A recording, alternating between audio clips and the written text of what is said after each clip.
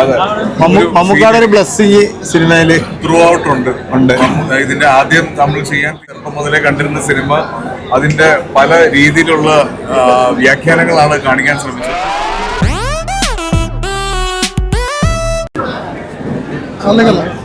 അല്ല, അവർക്ക് ഓഡിയൻസ് ആയിട്ടിരുന്ന് കണ്ടപ്പോഴത്തേക്ക് എന്താ ഒരു ഓഡിയൻസ് ആയിട്ടിരുന്ന് കാണുമ്പോഴാണ് ശരിക്കും സിനിമയുടെ ജെനുവിൻ ആയിട്ടുള്ളൊരു റിവ്യൂ നമുക്ക് കിട്ടുക.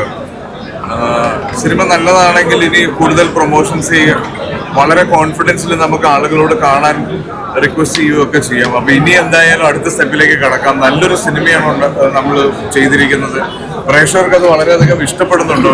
കണ്ടവർക്കെല്ലാം തിയേറ്ററിൽ നിന്ന് കിട്ടുന്ന റെസ്പോൺസസ് അതാണ്. അപ്പൊ ഇനി ധൈര്യമായിട്ടും നിർബന്ധിച്ച് സിനിമ കാണിക്കാം. കാര്യം ഇത്തരത്തിലൊരു സിനിമ വല്ലപ്പോഴും മാത്രമേ സംഭവിക്കുന്നതാണ്. അപ്പോൾ ആ സിനിമ കാണണം.